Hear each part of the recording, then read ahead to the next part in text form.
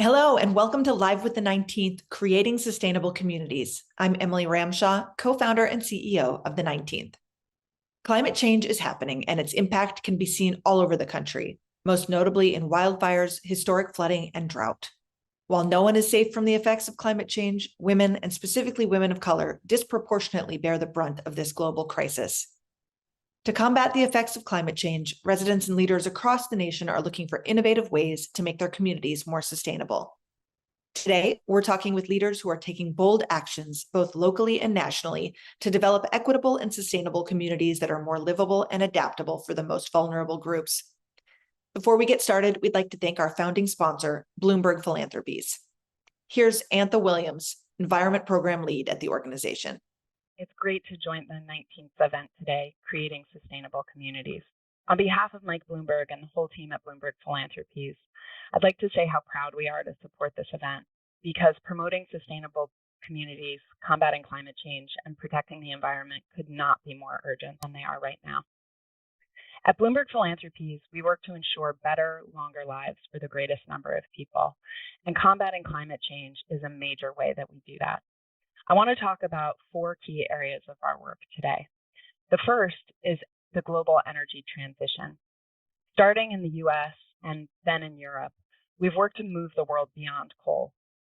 That work has been successful in the United States in retiring over 70% of coal-fired power plants and over 50% in Europe, and transitioning those economies to clean sources of energy instead.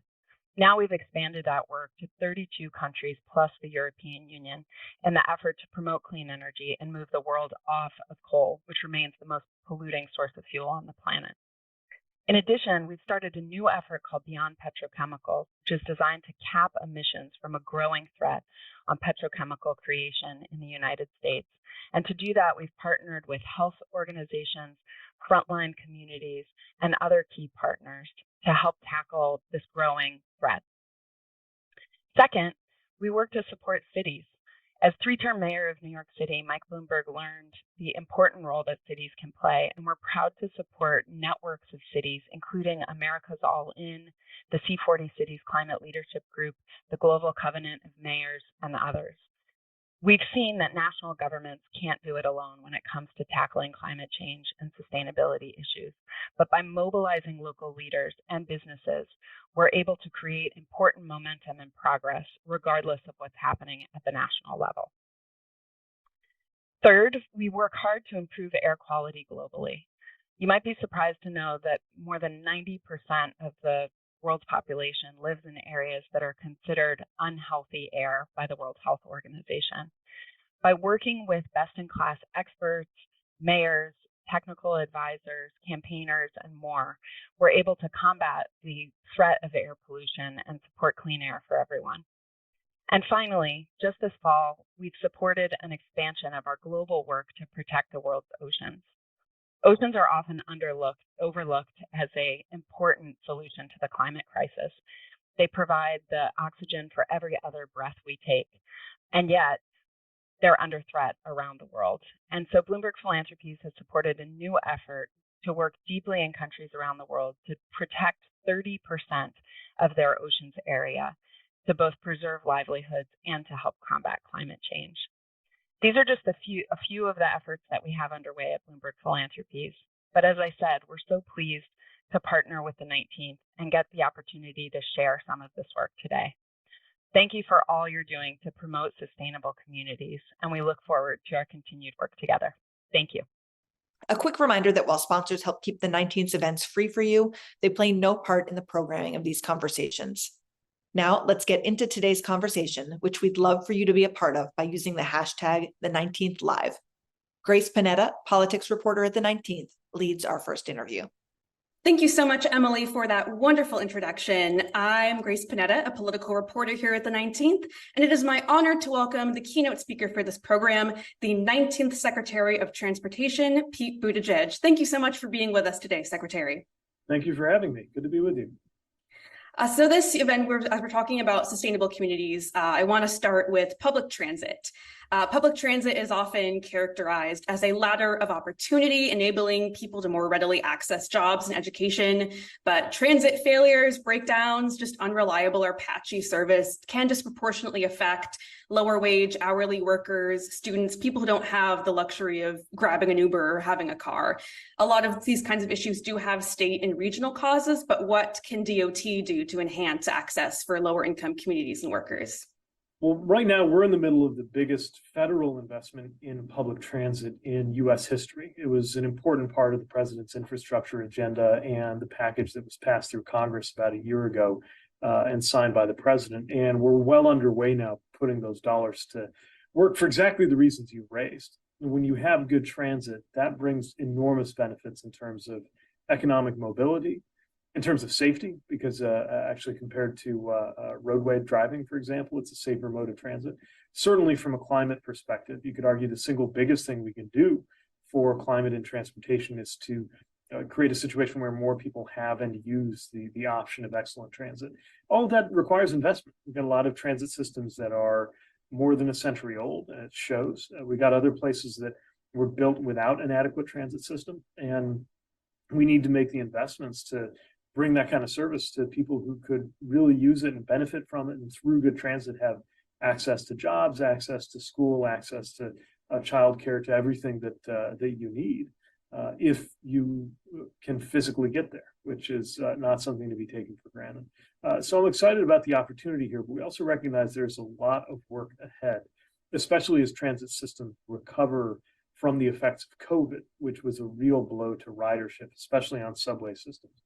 But also recognizing there are a lot of new strategies and technologies that can be applied that could make this a really promising period for the expansion of transit and for more and more Americans to use transit, whether it's their only option or whether it's simply a means of choice for getting around. Yeah, absolutely. And off of transit to walkability and bikeability in America's cities is something that we may think of as just a climate change, emissions reduction issue, and not necessarily an equity issue, but it is, because being able to safely get places without a car is a type of privilege. We know there is, a recent piece in the New York Times detailing how America still has much higher roadway fatalities than other developed countries. As you mentioned, you're kind of working around existing city plans, many of which are not designed to be walkable. But how is DOT kind of working around that, working with, those design constraints to expand safe bikeability and walkability, especially in lower income communities and communities of color? Well, for the long run, this is largely a question of land use planning and how cities and communities are designed. But we have a lot of immediate opportunity with the existing footprints of the existing communities we live in to make them more friendly to active transportation, to make it more efficient and importantly, make it safer to walk or use a bicycle or wheelchair. And like transit, this has huge benefits for everybody. There are health benefits, there are climate benefits, there are congestion benefits, even for people who don't use these modes of transportation, because for those who do, it's taking up less space. But maybe most importantly, there's a huge economic mobility and equity benefit associated with the least expensive means of transportation, which is to be able to safely and conveniently walk somewhere or bike somewhere. A lot of that depends on the way that we design our roads. We've learned a lot as a country over the years on what works and what doesn't, the value of protected bike lanes, for example, the importance of safe technology and safe design for roadway crossings. And these are the kinds of things that there is a historic level of funding for right now, again, with the president's package in the bipartisan infrastructure law, that we're now in year 2 of pushing out to the cities, the states, and to communities.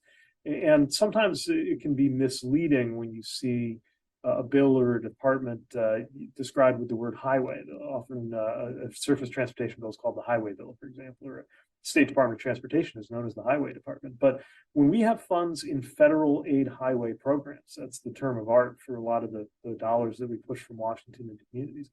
Those aren't just going to divided highways and interchanges and 6-lane bridges. A lot of that can be used to promote active transportation. A lot of that can be used on what we call complete streets that are designed not only to work for cars, but to work for pedestrians and bicycles and wheelchairs, and therefore also often work better for small business and are the kinds of streets where you'd want to open a restaurant or coffee shop with outside seating. There's been a real turn in communities of all sizes discovering the virtues of planning and designing for active transportation. But we need to keep up the funding so the communities that have this desire, this interest can actually follow through on it. Yeah, and on this economic mobility point, one part of the economy that we're very focused on at the 19th is the caregiving economy. And we currently now have a caregiving shortage in the US as it relates to childcare, healthcare, elder care, especially. And there are a lot of factors that play into that. But many medical institutions, including Massachusetts General Hospital, have identified lack of transit access as a major barrier to recruiting and retaining elder caregivers, especially, which, makes a lot of sense. The T in Massachusetts is not in the greatest shape right now. Trying to park on the streets in places like Cambridge, not easy. How can transit policy and the DOT's work, whether it be road quality or access to public transit, affect the caregiving crisis? And is this something you all are focused on? Well, look, the more convenient, safe, and affordable ways there are to get around, the more we are taking down barriers to opportunity and barriers simply for labor markets to work. And one thing we have is a lot of obstacles for people, whether we're talking about family caregiving or whether we're talking about professional caregiving, to be able to get to work, to get to a house, to get to where somebody is. And we know that we can make a positive difference on that every time we open up a new subway station or bus rapid transit line, every time we set up a given route for being safely accessible on foot or by bicycle. Every time we make it easier and more efficient for people to get to where they need to be. And again, crucially, make it more affordable. We also look at this from the other end, which is that one thing that I'm hearing a lot, especially as we're working with communities, working with organized labor, and working with project sponsors on how to make sure more, for example, working mothers can get access to great, good paying jobs in construction and transportation, is ironically, transportation can be a barrier to getting to a work site. So the more we can solve that, the more we can have greater representation of parents and other people who are in a position of family caregiving to be able to get these good paying jobs that they're going to be years and years worth of, especially when we're talking about the union construction work that there's going to be more and more of, but that many workers who could have a great career and who could do a great job just haven't had access to because of some combination of transportation to get there and childcare to allow them to do the work. So it really is a chicken and egg issue. And the more we can create good transportation and good childcare options, the more we're going to have more workers empowered to be part of this economy, whether working directly in transportation and construction or not. Yeah, this is something my colleague Jessica Coots has reported on, how this also the energy transition created a lot of jobs in trade industries that are going to disproportionately go to men that are male dominated, even, in the electric vehicle space, the other side of that. What else, kind of is DOT doing to ensure that women, people from marginalized communities who aren't very represented in those fields kind of get a seat at the table with this transition? Because it is a historic amount of federal money and new programs. Yeah, as we prepare to move over $1 trillion through the U.S. economy, about half of which will be on the transportation side with us, we're working to be very intentional about the opportunities that creates. And we can think about that both from the worker perspective, as I was mentioning earlier, and from the business perspective, especially as we see a lot of smaller firms, minority and women-owned firms looking for chances to compete and to get this work, especially because they have often the best track record of employing workers of color and women in jobs ranging from skilled construction trades to professional, white-collar professional jobs. So what we need to do right now is, I think, double down on that commitment. We're working to create more transparency in the process of how to bid for construction work. We're trying to connect people to the opportunities that are coming, because often it's been viewed as kind of a closed world where you had to already be in it to even have the word of mouth to understand where the opportunity would come. And we're working in terms of our own purchasing as a department to model what we would like to see grantees doing. So, for example, we've upped our goal to 20% working with small disadvantaged businesses in terms of our own spend. We're beating that goal right now. and looking at what else we can do to set ambitious targets and meet or beat them. Yeah, and the other aspect I want to ask about is kind of the access in rural areas, because another caregiving crisis we have is a maternal mortality crisis. A recent headline for the Washington Post read, "In rural America, the crisis of disappearing reproductive care steals lives." Another one from Alabama says, "We don't see any improvement. Maternity care deserts grow across Alabama." These again have multifaceted, causes, but these provider shortages in rural America especially are very real. What is the administration doing, and what more do you think can be done to meaningfully address kind of the transit-related barriers to accessing things like maternal care in rural areas? Well, this is one of the reasons why we're investing in rural transportation and transit as well. And I think there's kind of an image out there that transit is mostly about big city metro areas, subways, and moving among dense office buildings, and it can be, but that's not all there is to the story of transit. And one thing that I think is especially exciting about our moment right now is that with some of the newer technologies, especially for transit on demand, which in the past has been mostly, you see it in some rural areas for all users, and others it's mostly targeted at transit users with disabilities, and often very, very expensive on a per ride basis, and very, very slow or unreliable for transit riders. We can really enhance that. We can take the same technologies that are being used by for-profit companies like Uber and Lyft, and make sure that transit can systems, especially in rural areas with lower density, where maybe a fixed route hub and spoke system doesn't, with a 40-foot bus, doesn't make any sense. But the ability to make sure people can summon a ride when they need one through a transit system is as great or greater as it is in a dense urban area. We do see some transit authorities in some rural communities that are working on this, and we're working to support that. These needs are even more extreme in tribal areas, which have the same density profile of a lot of rural areas. They are rural areas, but even less funding often when it comes to the condition of their roads and the economics of their tribal citizens having access to cars and transportation. This is a huge issue. It's part of what we have in mind when we talk about equity, racial equity, gender equity, but also regional equity, to make sure these rural communities are well treated. And I do think that the need for this has only accelerated in the aftermath of Dobbs and what that's doing in terms of access to dedicated reproductive and maternal care. I would want to think that this could be a source of bipartisan interest, since one would think even those who are not interested in upholding a woman's right to choose would have a shared interest in confronting maternal mortality. But we're not waiting for further solutions on the political side. We're really working with the resources we have to try to create greater access to the care that people need.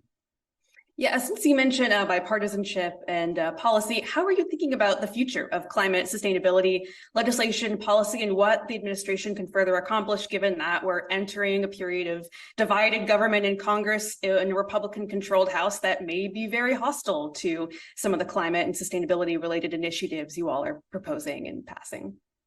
Well, the long-run solution is we have to move climate outside of the realm of partisanship.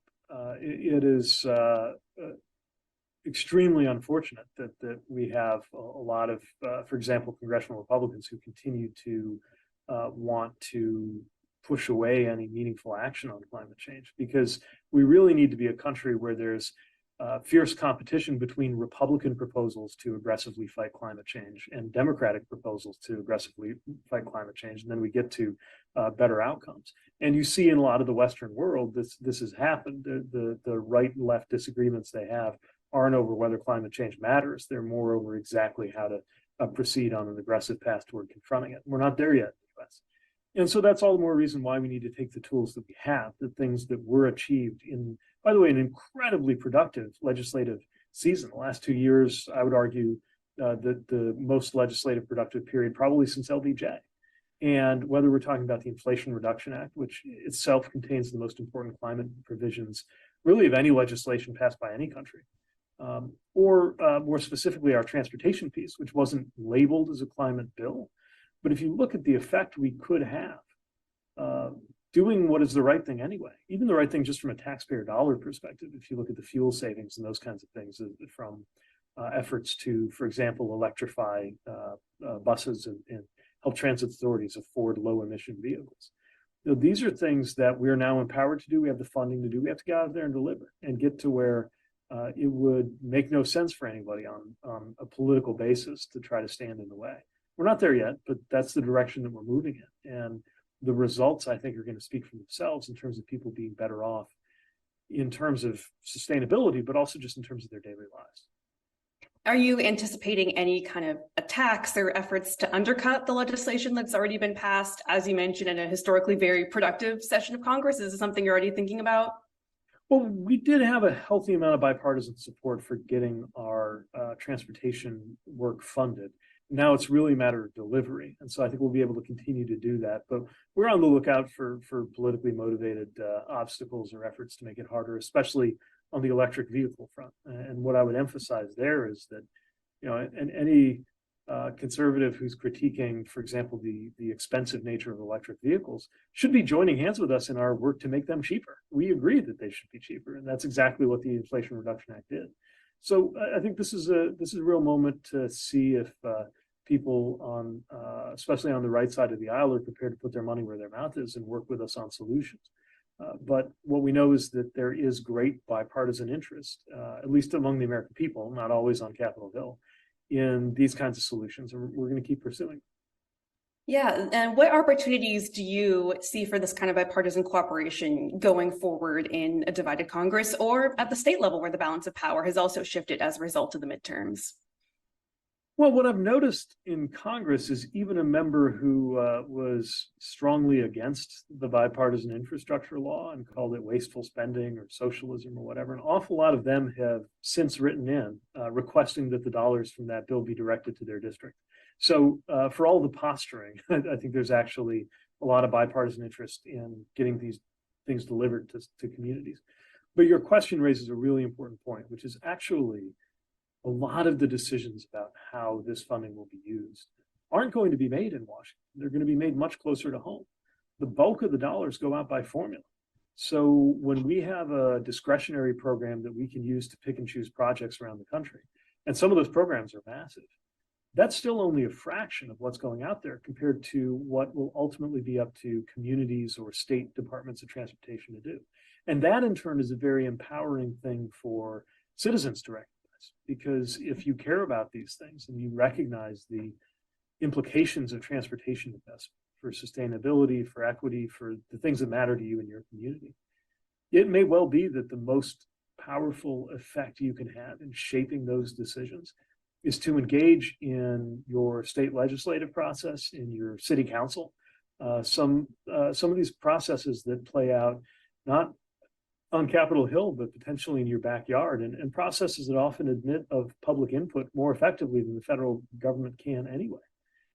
And so would definitely encourage people who are motivated to try to shape the outcomes of how these dollars will be used to make their voices heard in their own communities.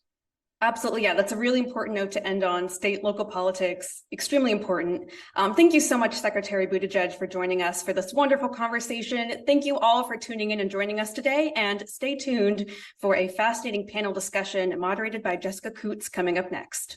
Thank you, Grace. Here with me today are Vi Lyles, the mayor of Charlotte, North Carolina, and Jenny Wu, managing director of development for Jonathan Rose Companies. My first question is for you, Mayor Lyles. How do you approach sustainability in Charlotte, North Carolina, and what are your main areas of focus as mayor? Charlotte is a very fast-growing city right now. We're almost at 900,000 people, but we're also a city that's over 250 years old in the South. And we've had to have a really strong effort to adjust for sustainability. We worked for over a year on a plan that we call our Strategic Energy Action Plan. But we wanted to not only set goals, but we wanted to take actions that we could commit to and finance. And we've done that. We've really focused on clean air, like clean energy, like solar. We've focused on decarbonizing our buildings and building a workforce training program that could support a number of the efforts that are included in our plan. But I think our most significant effort around sustainability is how we move from a suburban city where people are driving many, many miles on freeways, one person in a car, back to home and back. And we are tackling transportation in a way that we want to move to a city that we want to have 50% of our cars to become people that participate in mass transit. Thank you for that. Well, that leads me actually to my next question then, which is my coworker, Grace. She just spoke with Pete Buttigieg, and they obviously covered the bipartisan infrastructure law. And, you know, millions of dollars are going to be going to cities across the United States to electric vehicles, to clean transportation. I'm curious how you're planning to use those funds in Charlotte and how you ensure that those are going to the communities that need them the most. I want to first thank the Biden-Harris administration for giving cities like Charlotte the opportunity to actually have financing available for some of these very important initiatives that we want to take. So, of course, we want to be a city that moves forward with electric or EVs in our community. We want to do that in a way that we do it equitably across a city that at one time was a segregated city, now an integrated city, but we still have those vestiges that we have to deal with. So making sure that we have access to charging stations across our entire footprint is one of the things that we would use this money for. But more importantly, as I said, we are a suburban growth community, and we need to develop a rail system that works for our bus system. We've been fortunate enough to have the support of US DOT to provide us electric buses that we're using right now as we phase out our diesel, even hope to phase out our hybrid to go completely to an EV fleet. But more importantly, again, 900,000 people. Our region is much greater than that. And the idea of where are jobs located and how people have to get to work is really key. Our idea is to build a train system that goes north, south, east, and west, but also to have a bus network system that gets to the major employment centers in our city. Our city focuses on the idea that we want everyone to have a decent and safe place to live and a job that allows them to afford to live there. And that really requires the connection of transportation. You know, think about even our mental health programs. This is an example. If we have a clinic that we're supporting people in mental health and they have to go to another location, how do we connect that with transit versus saying, well, you know, you can't get there from here? We've got to figure out what's important on our priority list and implement those things. And a lot of that comes from the infrastructure money.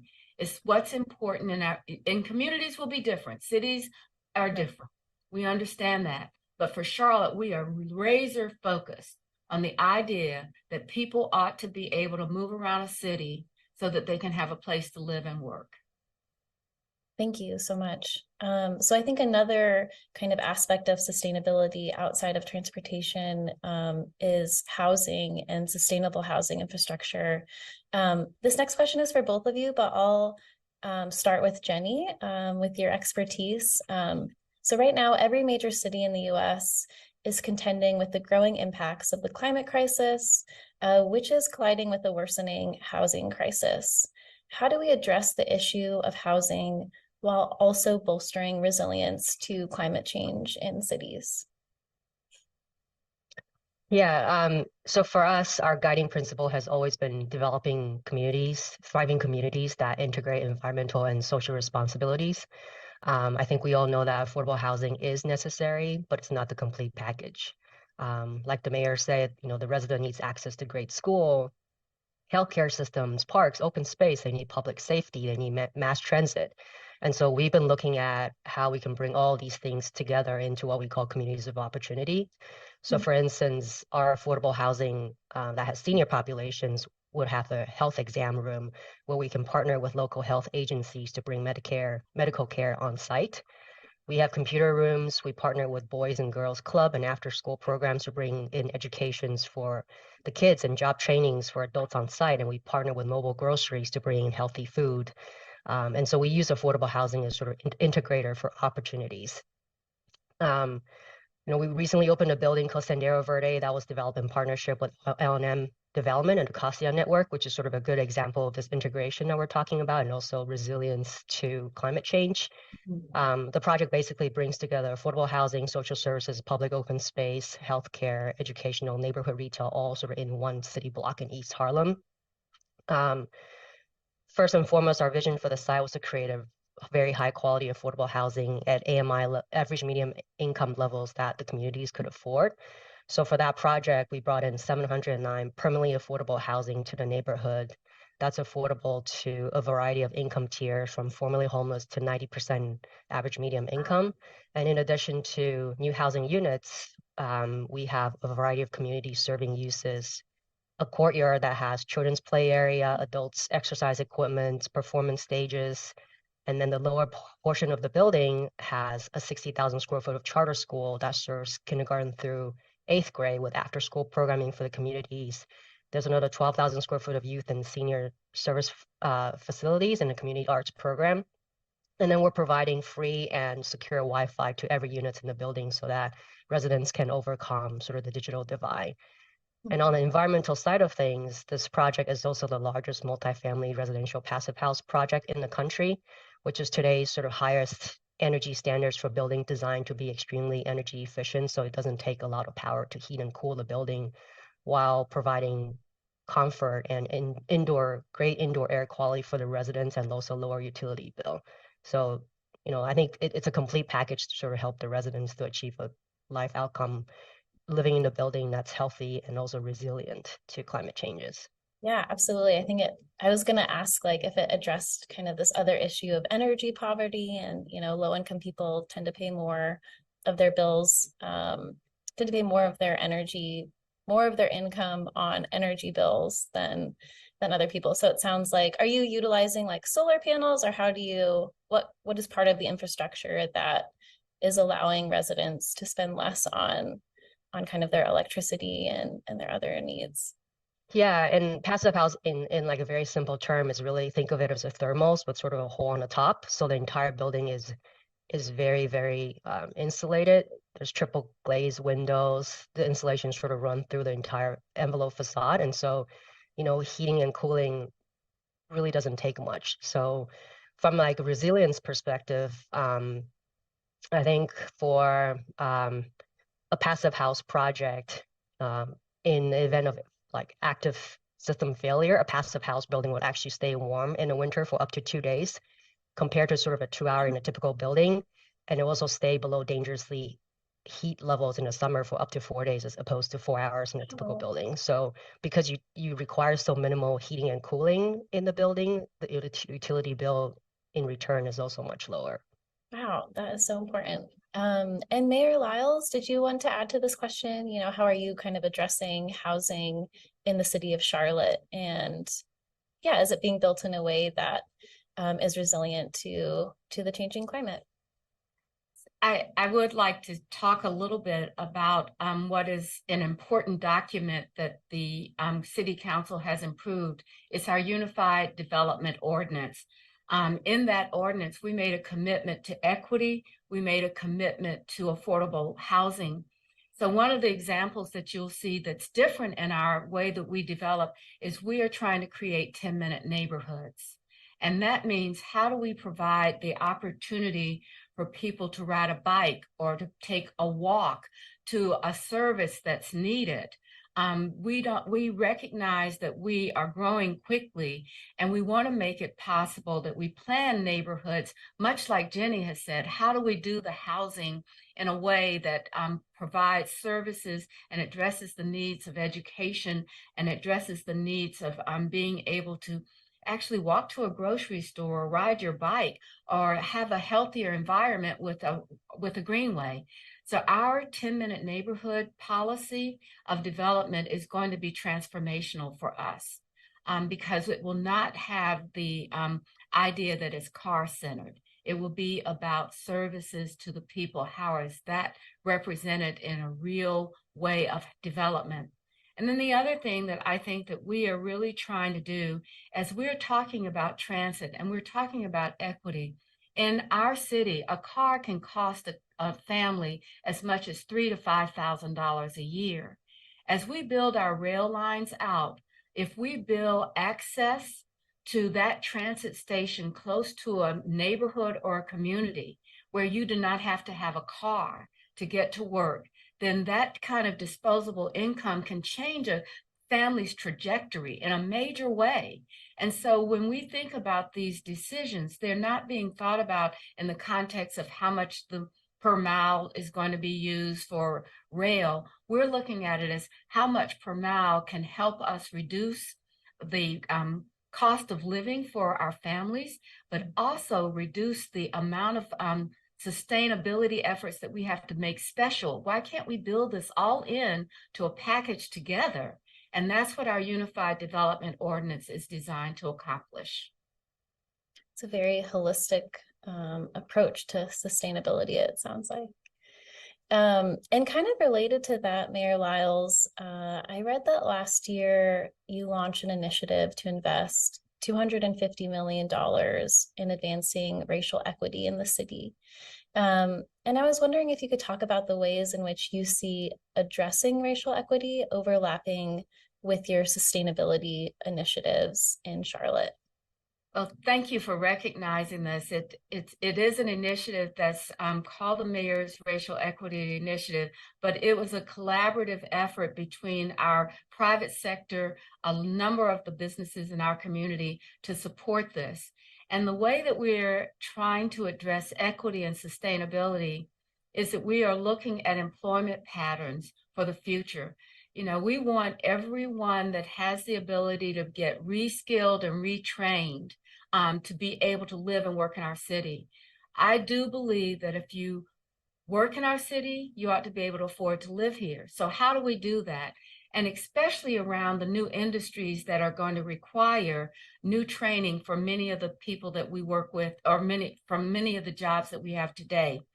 So for example, we have HVAC repair programs that we have had the traditional way of doing it. And how do we do it with solar panels? How do we work inside of how we look at these new opportunities, new job training skills that we can identify now and encourage our community college, our university systems.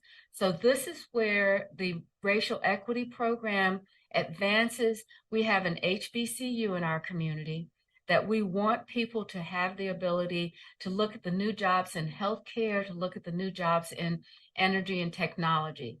And the private sector has said that we will support these students at our HBCU, that they will have an internship every summer in the job field that they choose. But more importantly, they've committed to hire them upon graduation. And that's what this equity program is all about. It's about the next generation having the opportunity to innovate and to advance themselves through this innovation by having great job skills and awareness, absolutely awareness of this change that we're going to see. We have to see it. We can't continue doing what we've always done if we expect to be a city that will be a place that people choose to live. As a follow-up to that, and this idea of racial equity, we know that environmental justice is also a component of sustainability, and that it is also a public health issue. Formerly redlined areas tend to be hotter than other parts of the city, and they also have worse air quality. So how are you kind of addressing those inequalities in your city? Well, I think that you've really explained very well what it's like to be a southern city that's growing fast, where you have had actual rules. I mean, the first home that I bought in the city said that Black people were not allowed to live in the neighborhood. And we've made some progress since then. We've actually tried to clean up some of those things that were, codified in law. I think the real effort that we're trying to address as we redo the infrastructure, that we don't create what we did when we built highways that divided neighborhoods, that we actually look at where we're going to have clean air and clean water first. And Charlotte has, the City Council in Charlotte has just approved what we call an equitable framework for assessing every project. We've got a lot of work to do. I understand that because these things have been ingrained for so long and not thought about in a way that makes it a positive for a city instead of just kind of just sitting there with this problem. So as we've looked at our equity framework, we've assigned that framework to every project that we're doing. And every project has to answer the questions, how does it contribute to helping us change what we have been doing in the past to bring prosperity in the future? Just having that idea of a standard that you have to respond to, that automatically changes the way you think. And that's probably the most positive thing that we can do, is to change the way that we think about this kind of effort. Sustainability is going to be so key to anyone's future. And we are really working to make sure that the people that live in our community, the people that work in our community, see it differently, see that change coming. And Jenny, I'm wondering if you could, maybe talk about the role of housing and also combating some of these environmental injustices, or how you think of that at Jonathan Rose. Yeah, and I think, we try to address a lot of that in the design phase. I think in addition to sort of the programmings I've just talked about, there's a lot of design elements or features that we could put into our buildings that sort of address this environmental justice. One idea would be, not putting in mechanical equipment in the cellar of a building, adding renewable energies like solar or battery storage whenever possible, designing to passive house standards where we can. For a lot of our buildings, we also, it might seem pretty trivial, but it is actually pretty critical in future-proofing the building, is considering adding backup powers to have additional capacity beyond just the critical system required by code. So for instance, we designate a community room in our buildings as a resilience center with backup power for additional lightings, outlets to charge the phone, TV, have Wi-Fi, have refrigerator for medicine and food, heating and cooling. And so there is a place for residents to gather during emergencies. For California project, we add portable air filters in a community room in the event of wildfires. So I think like all these design elements can also sort of help increase the building's resiliency to extreme weathers and help these, future-proof these lower income housing as well. Yeah. And this other question is also for you, Jenny. So I was curious what policies or legislation you would like to see implemented in order to bolster our housing stock more rapidly. We're kind of have like a dire need for housing right now. But I'm also interested in your perspective on the role that public housing might play in the future of housing development in the US. I think agencies or municipalities can encourage development of affordable housing through several different directions by providing zoning incentive to allow increased density for affordable projects, by requiring market rate project to include a minimum percentage of affordable units, providing tax benefits for affordable housing project. I mean, these mechanisms aren't necessarily new, but I think adoption across a much broader range of national market is an important change. The more you close off the abilities for developers to produce units, the more expensive it's going to get. And the more expensive it gets, the harder it is to get it produced. And on your second questions about public housing, I think public-private partnership can be an effective alternate. I guess one thought I had was sort of the recent Choice Neighborhood Initiatives is sort of a public-private partnership that's focused on rehabilitating and redeveloping entire communities. We've completed a project recently called NC5 in Philadelphia, which is 133 units of mixed income communities, where we actually partnered with Philadelphia Housing Authority and City of Philadelphia that leveraged off the HUD Choice Grant to transform 87 distressed and outdated public housing low rises into 133 units, of which 111 are affordable and 22 units are workforce housing. So I think that is a effective way of building more affordable housing. Mm-hmm. Wow, that's very neat. Okay, this last question is for both of you. But looking forward, what gives you hope when it comes to building a greener future in the US? So Mayor Lyles, I'll start with you. What gives me hope is the projects that Jenny has talked about, like Philadelphia. I've read about that. I admire it. We just have to figure out how to get these kinds of things done. But what gives me hope is that I believe that people understand the problem, that we didn't come into this without a definition of what was going to happen, and you have a choice. And I believe that people will always make the right choice given the information that's necessary to do that.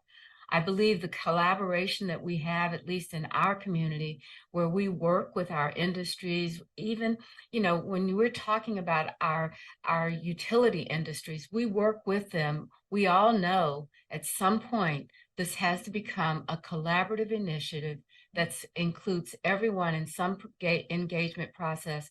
And we have to move the ball down the lane. It has to go, and it has to be faster. We want to leave our community a place where generations ahead of that are not even thought about yet. We want that generation to choose us because we are doing the right thing, and that gives me great hope. I believe in this effort. I believe that that's what's required. We have to be flexible, collaborative, and we have to make a difference. And you, Jenny, would you like to answer that question? Yeah, I think for me, it's, the recognition by every party that we're in a climate crisis and everybody, putting in their piece to help address it. I think the municipalities are, demanding increasing regulations on environmental measures. Many cities have pledged to address these gas emissions, setting targets for sustainabilities. The investors are now, looking for ESG investments that are sustainable beyond just the traditional affordable housing. And I think, the good news is also construction industry is also making more progress in it, with many technologies being developed to reduce the climate changing impact of the built environment. I can think of mass timber being one of them. That is a good low carbon alternative to carbon in steel. There's other technologies like embodying carbon in concrete, so that instead of emitting carbon dioxide, you're sort of trapping that in the concrete, which make the concrete stronger and also make the concrete greener. So I think, through all these collaboration between the public, the private, the construction industry, the investors, I think we're all sort of working together toward a better future for all of us. Great. Well, thank you so much for your time. I really enjoyed talking with both of you about, this topic of sustainability. It's going to be an important one for many years to come. So with that, I'm going to hand this off to Mirka. Thank you, Jessica. I'm Mirka Moreno. I'm an audience engagement producer here at the 19th. And with me today is Leah Thomas. She's an activist and also the author of the book, The Intersectional Environmentalist. Let's just get straight into it. I thought we could ground this conversation a bit in the topic of your book. So what does it mean to be an intersectional environmentalist, and how should that guide discussions of sustainability in the United States? Absolutely. And thank you so much for having me. Intersectional environmentalism is a bit of a mouthful, I know, but essentially it just means to be an advocate for all people and the planet, which sounds really obvious, but unfortunately, a lot of environmental policy within the United States and globally hasn't equally protected all people. And we're seeing that people of color, low-income communities, the disabled community, etc., is bearing the brunt of a lot of environmental hazards and ultimately the climate crisis. So we really need to take intersectional approaches to climate policy and education to ensure that those who are the most impacted by the climate crisis have representation within that policy, and that we're not ignoring that and allowing those oversights to continue that are impacting people's lives, from breathing in unclean air at disproportionately high rates to being surrounded by environmental hazards, etc. So being in intersectional environmentalism is all about considering that nuance, and then also just seeing how different cultures around the world practice environmentalism, which is honestly my favorite part because it's really fun. Yeah, thank you. And also in your book, and you talk a little bit about it now, is the role that intersectional feminism has played in the environmental movement. I'm curious what role you see women and LGBTQ plus people playing in the fight for a sustainable future. Yeah, I remember when I learned about intersectional feminism, I was one of the only Black students in my environmental science program at a predominantly white university, and I wanted to get really involved with the kind of women's movement that was happening on campus, but I wasn't really seeing myself reflected or hearing a lot of nuance within that feminist movement about race, about LGBTQ plus identity, etc., which was so important to talk about in the context of feminism. And that's when I found about intersectional feminism that considers all of these additional layers like race and sexuality while also talking about gender. And I thought, wow, it's so intersectional analyses that do consider all of these different components. That is so key to feminism and should be key to other fields of study as well, like environmentalism, because things like race and gender and sexuality do impact people's experience with the natural world. So if we're specifically talking about things like race, we see that there's higher air pollution, water pollution, toxins, etc., that are highly correlated to race.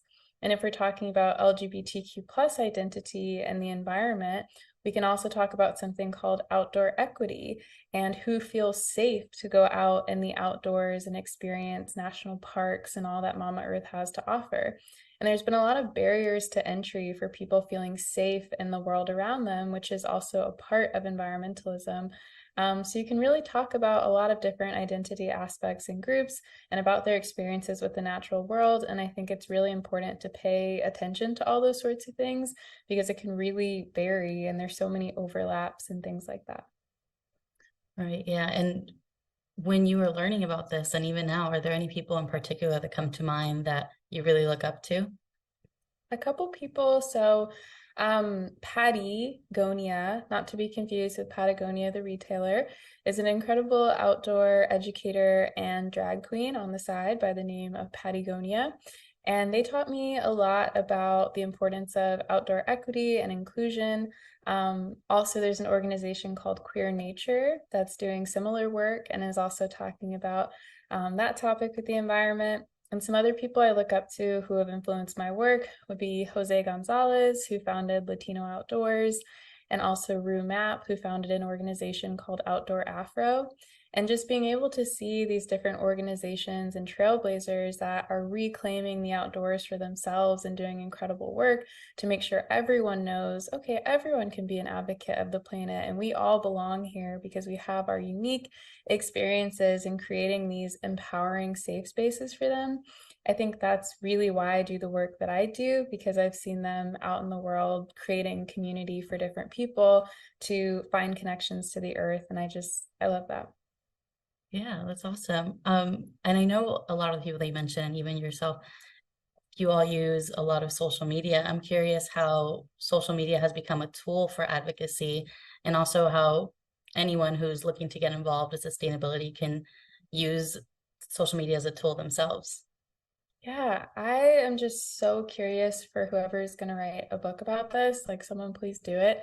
But just talking about social media being a form of organizing power for modern day movements. So even thinking about Twitter, for example, and how the Black Lives Matter and Ferguson hashtags are some of the largest hashtags seen on that platform. And I would argue we're largely responsible for helping to disseminate information about racial justice protests.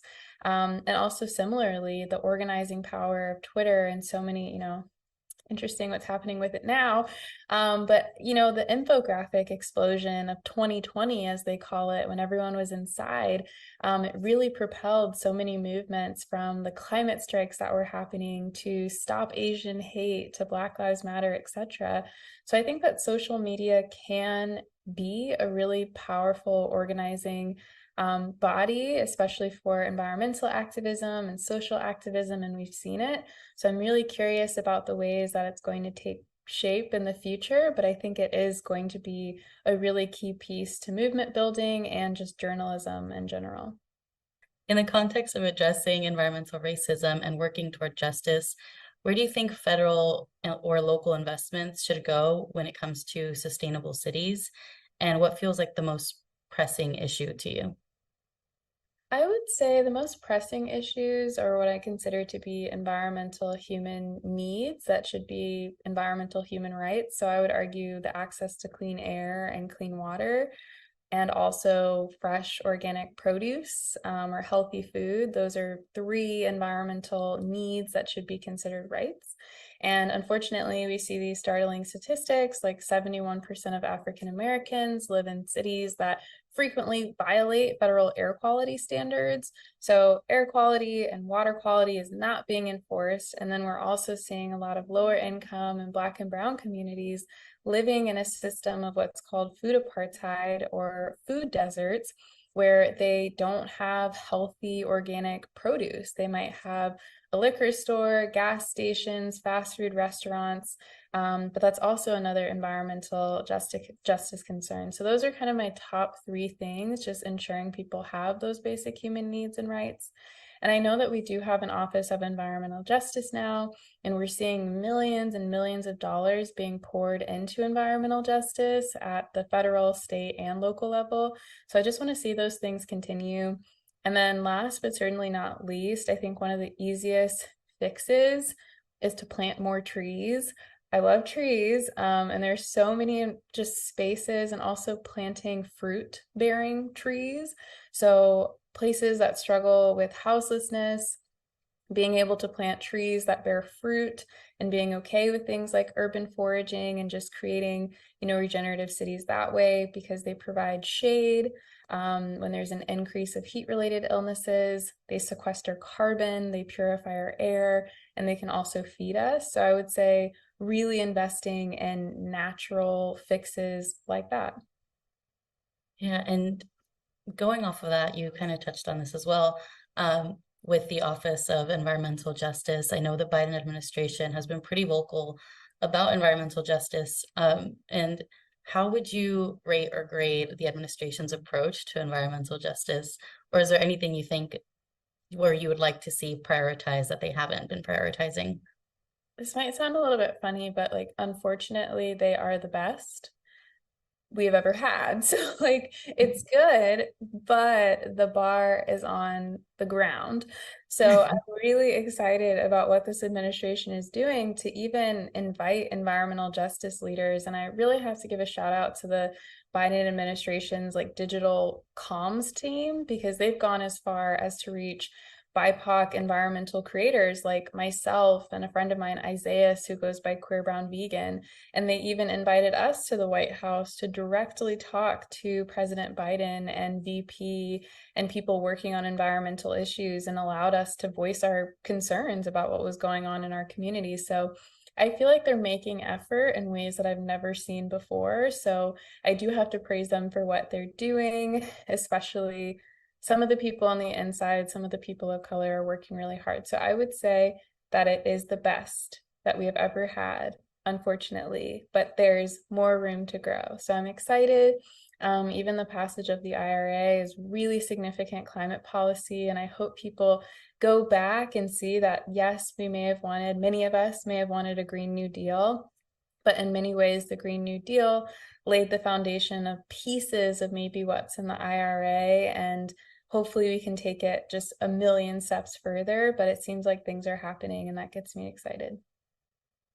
Thank you. And on a more personal level, for audiences who are watching today who want to become more involved with sustainability or want to start living more sustainably, I wonder what advice you have to offer them. I would say shop local. That's one of the most sustainable things you can do, whether it's your local thrift store or if you have a friend and her sister is like making knitted tops or something. Like support your local vendors, support, those local stores, your local indie bookstores, support local farmers and things like that. That's a way to build resilient communities locally. And get involved with local projects when you can, like tree planting initiatives and things like that. Even little things like amplifying organizations or positive climate stories on social media goes a long way.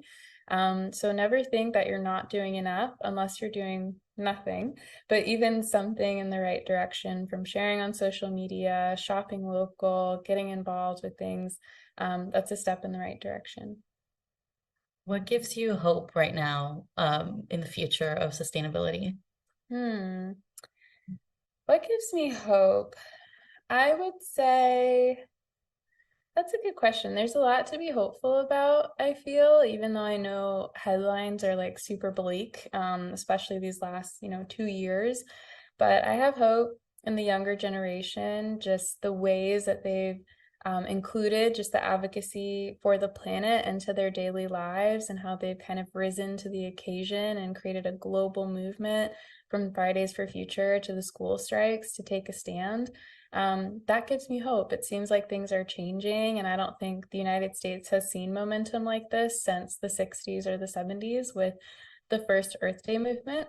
So I think we're creating kind of an Earth Day 2.0, and that gives me a lot of hope. Yeah, as you mentioned, headlines can be pretty bleak when you're just kind of either new to reading about the climate crisis or trying to get more involved. So I'm also curious what advice you have for people who might become overwhelmed by the challenge of confronting the climate crisis. I would say don't take responsibility for the misdoings of entire corporations or governments. So there's systems that need to be fixed, and we're just individuals, and we can collectively come together to create systems change. But the responsibility for saving the planet doesn't lie on one individual, and just do what you can. I think any activism spaces that encourage you to kind of like exhaust yourself for the cause, that's not healthy, that's not sustainable, that's not rooted in community care. And there's a lot of media that does that as well, kind of scaring you into apathy and inaction. And I don't want there to be inaction. So I want people to remember that just progress over perfection in the environmental space, and try to live as closely in alignment to your values as you can, and learn something new every day when you can, even if that's just following an Instagram page that talks about climate and things like that, and then just gradually increase and do what you can. Yeah, thank you. Lastly, I wonder if there are any stories that you think aren't covered enough about the climate crisis, and what the mainstream media should be covering more. I would say showing positive stories more often. I think people need it. So even just inventions that people are doing all around the world, or if you present a climate story, I wish there was like a rule in journalism where there had to be like a hopeful add to it, where you can say, okay, this is a terrible thing that's happening. There's air pollution in this area, but here's really cool air pollution technology that could be used to fix this. So I wish more climate stories weren't just, this is the doom, the world is on fire, but especially for younger generations that are reading this, we don't want to paralyze them by fear. So I challenge environmental journalists to try to add some sort of solution to the negative stories that they're sharing about the climate, just so people know that there is hope. Thank you, Leah, and thank you for talking to me today. I hope our audience feels inspired or they learned something new. But yeah, it was great to talk to you. Thank you so much. I'd like to extend a big thank you to all of our speakers for these critical conversations, and to all of you for joining us today. Thanks again to our sponsor, the Bloomberg Philanthropies Foundation, for making this event possible. This was our final event of the year, but our fall member drive is still going through tomorrow, December 9th. We're committed to building a financial foundation that can support our mission and serve our readers. Your donation will help us host more relevant conversations with our community in 2023. And now is the best time to give. Jessica Lesson, the 19th board chair, and her husband Sam have generously offered to match all new gifts to the 19th, dollar for dollar, up to $25,000 through midnight tomorrow. Visit 19thnews.org/membership to make a donation and double your impact today. Thank you for all of your support this year. We wish you a joyful holiday season, and we'll see you next year.